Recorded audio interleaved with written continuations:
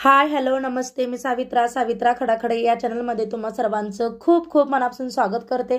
तर मी आज ना डेली रुटीन म्हणजे एक स्त्रियांच्या बाबतीत ना जे काही असं मी एक इंटरेस्टिंग व्हिडिओ घेऊन आलेली आहे। माझा प्रत्येक व्हिडिओला तुम्ही प्रेम देतच असता आणि माझे सर्वच व्हिडिओ तुम्हाला खूप आवडतात। तुम्ही मला छान छान असे कमेंट्स करता, त्यामुळे माझे विचार तुमच्यापर्यंत पोहोचण्याचं मोटिवेशन मिळतं आणि पुन्हा एकदा अशा छानशा विचारांनी मी व्हिडिओ घेऊन आलेले आहे। तर तुम्हा मैत्रिणींना खूपच आवडेल आशा करते की तुम्ही व्हिडिओ शेवटपर्यंत पाहावा आणि तुमच्या प्रतिक्रिया माझ्यापर्यंत नक्की कळवा। आणि इकडे बघा मी गरम पाणी वगैरे ठेवलेलं आहे आणि भरीत पण बनवणार आहे आणि चहा वगैरे बनवला आणि चहा वगैरे बनवतानाच मी लसूण वगैरे सोलून वगैरे घेतला आणि तसंच कुकरना भात वगैरे लावलेला आहे आणि तसंच मी इकडे वांगे वगैरे गॅसवरती भाजून घेते। आणि आयुष्यामध्ये ना आपण इतक्या गोष्टी करतो, हे सगळं करताना आपण कुठेतरी काहीतरी सुटतच जातो। आपल्याला आपल्यासाठी जगायचं राहूनच जातं आणि स्वतःसाठी जगण्याचा अधिकार नाही। अशी स्त्री जन्मा तुझी कहाणी याबद्दल मी थोडंसं सांगणार आहे। आणि चूल आणि मूल यापुढे जाऊन ना अनेक वर्ष स्त्रियाचाच असाच प्रवास झाला, अगदी थक्क करणार आहे। स्त्री नक्की कशाने बनते हे कळायला पुरुष जेव्हा कामावरून घरी येतात तेव्हा त्यांना सर्व गोष्टी हातात पाहिजे असतात।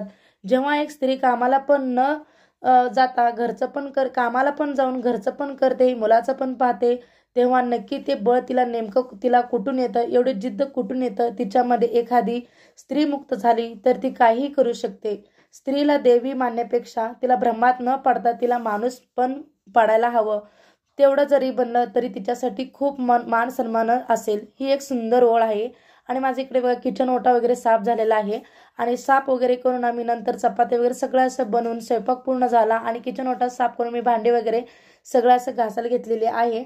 आणि स्त्रियांसाठी खरंच मी म्हणेन म्हणजे खचलेल्या पुरुषाच्या त्याच्या आत्मविश्वासाला हिंमत देण्याचं काम करते स्त्री, ती म्हणजे स्त्री। तुम्ही कोणत्याही वयोगटात असाल तर आवर्जून ऐकावा असा हा सुंदर व्हिडिओ आहे। लहानपणापासून तिला जर जास्तीचा गोतावळा आवडला मग तिचा हात तिचा कायम पुढेच असतो। आणि इकडे बघा माझे सगळे असे भांडे वगैरे घासून झालेले आहेत।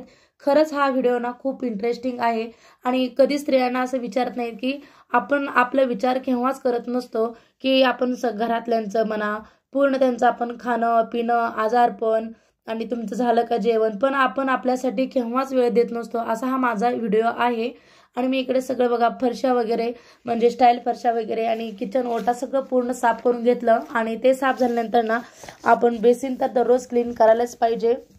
आणि स्त्रिया कसं आपल्या स्वतःसाठी वेळ देतच नसतात, ते प्रत्येकाचं असं बघत असतात। आणि मी नंतर झाडू वगैरे सगळं असं मारून घेते आणि मी तुम्हाला ह्या व्हिडिओमध्ये ना तुम्हाला एक स्त्रीचाच मी पूर्ण अशी कहाणी सांगते आणि तिचा प्रवास ना खूप आहे आणि अजिबात थक्क न करणार आहे।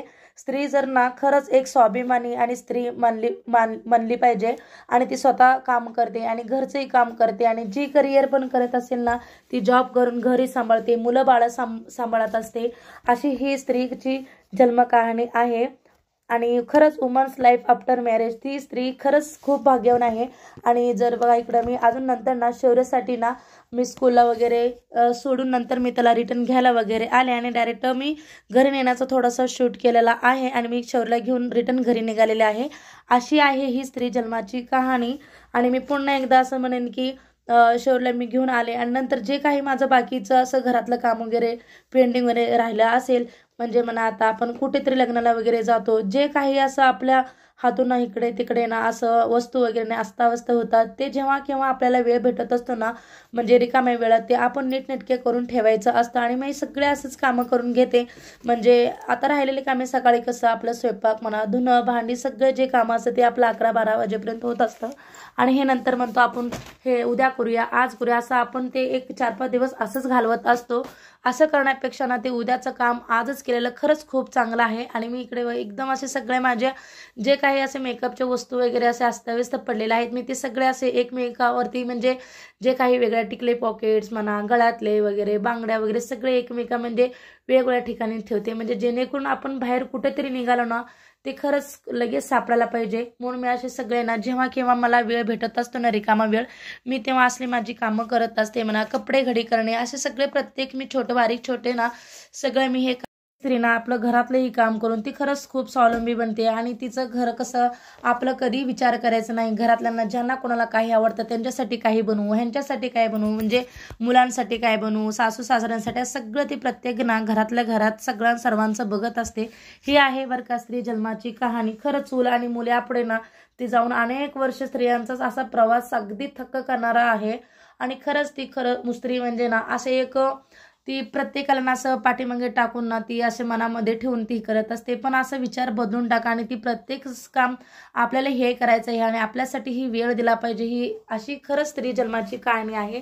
आणि मी इकडे बघा सायंकाळ झाला आणि सायंकाळ झाल्यानंतर ना मी नंतर चहा पाणी वगैरे झाल्यानंतर मी असं थोडासा गरगट्टा वगैरे बनवून ठेवलेला आहे आणि स्वयंपाकाची तयारी पण केली, चपाती वगैरे सगळं बनवलं आणि भात पण लावून घेतला आणि नंतर म्हटलं थोडीशी आपली तांदूळाची भाजी करावी आणि तांदूळाची भाजी ना खूप अशी आणि हेल्दी आणि पौष्टिक आहे। आणि ज्या थोडंसं तेल टाकून घेतलं कढईमध्ये, तेल टाकून ना जास्तीत जास्त लसूण टाकायचं आणि लसूण थोडंसं सोनेरी रंग येईपर्यंत आला ना, थोडीशी फोडणी चांगली झाली मग नंतर आपण त्याच्यामध्ये ना आपली तांदूळाची भाजी घालून घेऊया आणि थोडीशी अशी परतून घेऊया। परतल्यानंतर मग थोडंसं चवीपुरतं मीठ टाकायचं आणि मिठाच्या पाण्याची भाजी शिजते बरं का, याच्यात अजिबात पाण्याचा वापर केलेला नाही। आणि दुसऱ्या साईडला ना असं गरगट्टा शिजतो आणि सगळं स्वयंपाक वगैरे झाला, मी जेवण वगैरे पूर्ण असं करून घेतलो।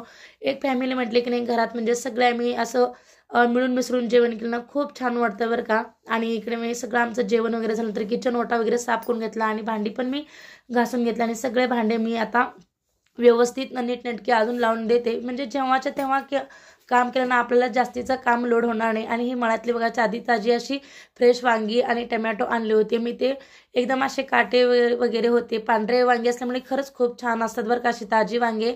आणि नंतर मला अजून थोडंसं काम राहिलं होतं पेंडिंग, हा दुसरा दिवसाचा व्हिडिओ आहे। आणि मी बघा हा कम्प्युटर एक 4-5 वर्ष झालं घरातलाच कम्प्युटर आहे, पण बंद पडला होता, ते रिपेअरी वगैरे करून ना मी तिथलं सगळं मी म्हणजे कम्प्युटरचा टेबल म्हणा सगळं पूर्ण आता साफ वगैरे केलेलं आहे, कारण तिथं शौर्याच्या बाटल्या वगैरे ना सगळे असतात, ते सगळं मी काढून ना स्वच्छ एका कॉटनच्या कापडाने सगळं पुसून वगैरे आवरून घेते, जेणेकरून ना म्हणजे कम्प्युटर चालू करताना इकडे तिकडे ज्या काही वस्तू आहेत ना त्या पडल्या नाही पाहिजेत, म्हणून मी इकडे बघा एकदम असं क्लीन केलेलं आहे आणि आता एकदम चकाचक असं कम्प्युटरचं टेबल मी आवरून घेतलेला आहे। आणि खरंच मी तुम्हाला म्हणलेलं आहे बरं का, आणि जे मी मध्ये तुम्हाला कित्येक व्हिडिओमध्ये म्हणलेलं आहे, आपलं जेव्हा केव्हा काम नसते ना तेव्हा असं आपण रिकाम्या वेळेत ना आपली घरातली जी काही कामं राहिलेली असतात ना शिल्लक, ती आपण अशी आवडीने केली तर ना खरंच ती खूप कामं खरंच खूप छान होतात बरं का। आणि मी ते सगळे बघा टेबल वगैरे एकदम असं नीटनेटकं पुसून वगैरे घेतलं आणि जे काही लागत नाहीत ना ते वस्तू वगैरे ना जे काही म्हणा गोळ्या औषध वगैरे ते सगळं मी टाकून दिलेलं आहे। खरंच एखादी स्त्री मुक्त झाली तर ती काहीही करू शकते, स्त्रीला ना खरंच खूप मान सन्मान असला की ती ना अजून सुंदर आणि अशी खरंच स्त्री मुक्त होऊन ना ती एक स्वावलंबी बनते। खरंच एक अशी एक सुंदर मी ओळ तुम्हाला म्हणून दाखवते ना, तेवढं जर बनलं ना तिच्यासाठी खूप मान सन्मानाचं असेल। एक सुंदर ओळ स्त्रीसाठी म्हणेन की ती म्हणजे खचलेल्या पुरुषाच्या त्याच्या आत्मविश्वासाला हिंमत देण्याचं काम करते। आजचा माझा ब्लॉग तुम्हाला कसा वाटला मला नक्कीच कमेंट बॉक्समध्ये सांगा। तुम्हाला जर माझा थोडा जरी व्हिडिओ आवडल्यास एक लाईक करा आणि जास्तीत जास्त लोकांपर्यंत शेअर करा आणि सबस्क्राईब करायला अजिबात विसरू नका। पुन्हा भेटूया अशा छानशा व्हिडिओमध्ये, तोपर्यंत बाय बाय।